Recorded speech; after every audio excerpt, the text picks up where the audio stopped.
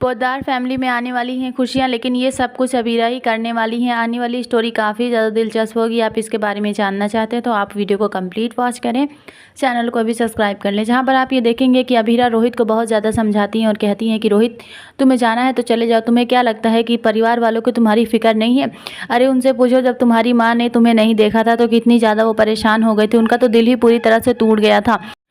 और दादी साहब तो ये एक्सेप्ट ही नहीं करना चाहती थी कि रोहित कभी वापस नहीं आएंगे। उन्होंने तो बहुत ही ज़्यादा तकलीफ़ें सही हैं। इस परिवार ने तुम्हारे लिए बहुत कुछ सहा है, लेकिन तुम्हें परिवार की कोई फ़िक्र नहीं है। परिवार को तुम्हारी बहुत ज़्यादा फ़िक्र है। इस घर में और भी ज़्यादा लोग रहते हैं, यानी कि तुम्हारे कजिन्स रहते हैं, साथ में तुम्हारी मम्मी और पापा भी रहते हैं, दादी साहब रहती हैं, लेकिन तुम्हें कोई नज़र आ रहा है तो सिर्फ़ और सिर्फ अरमान है। इससे ज़्यादा तुम्हें कोई नज़र नहीं आ रहा। तो बोलते हैं अरमान के साथ मेरा कोई रिश्ता नहीं, मैं इनसे कोई रिश्ता नहीं रखना चाहता हूँ, ये मेरा कोई है ही नहीं।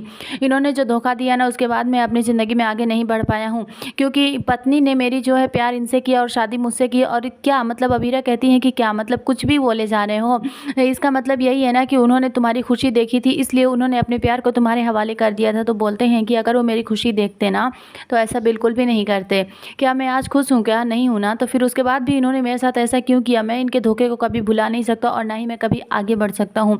अबीरा बहुत समझाती हैं और बोलती है ठीक है, तुम्हें जाना है तो तुम चले जाओ, लेकिन एक बार अपने परिवार को पीछे मुड़कर जरूर देखना कि वो किन हालातों में तुम्हारे साथ जीना सीख रहे हैं, या फिर तुम्हारे बिना किस तरह से वो रह चुके हैं।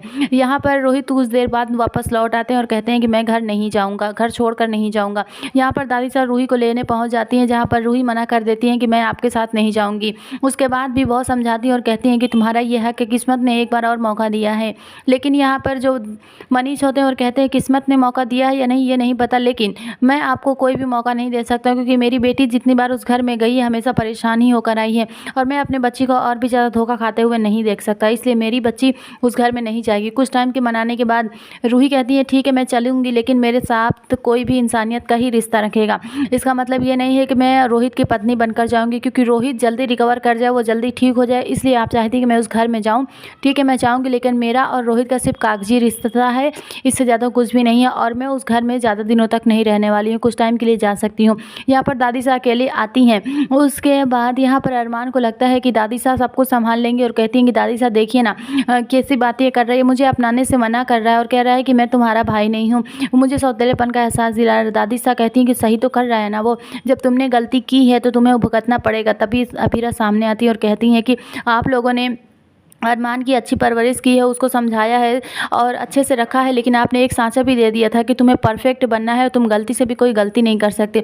काश कि आप लोग गलतियों के साथ साथ उसे जीना और सिखाया होता, और उस गलतियों पे पर्दा डालना नहीं, लेकिन आप लोगों ने ये सब कुछ सिखाया ही नहीं है। आपने सिर्फ अरमान की परवरिश की है और परवरिश के साथ साथ परफेक्ट बनना सिखाया है, लेकिन गलती करके उसको सुधारना और उस पर पर्दा हटाना नहीं सिखाया आप लोगों ने।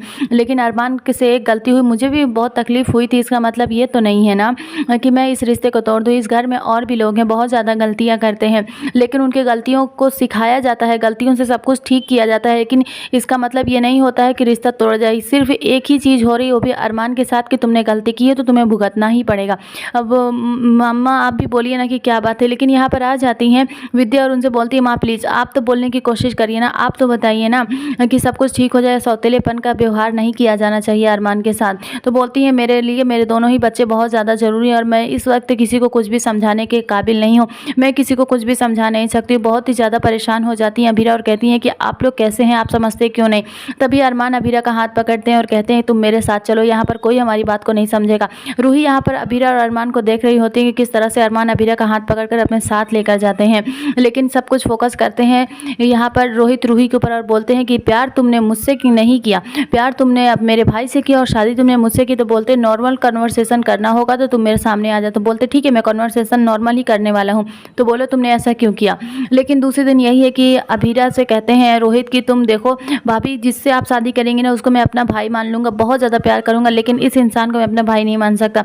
अबीरा कहती है मुझे सब कुछ ठीक करना पड़ेगा, मेरे लिए परफेक्ट पार्टनर इससे बेहतर कोई नहीं हो सकता। मैंने अपने लाइफ पार्टनर को चुन लिया है और तुम्हारे भाई ही मेरे अपने होने वाले पति हैं, मैं इनसे ही शादी करूँगी। और आपको क्या लगता है कि ऐसा कर देने से सब कुछ ठीक हो जाएगा? तो इसलिए तुम्हें खुद समझने की कोशिश करनी चाहिए कि जो कुछ भी हो रहा है एक गलतफहमी है, तुम्हें आप अपने भाई को माफ़ कर देना चाहिए। तो अबीरा की बातें आपको कैसी लगी, सही या गलत, हमें कमेंट्स में ज़रूर बताइएगा।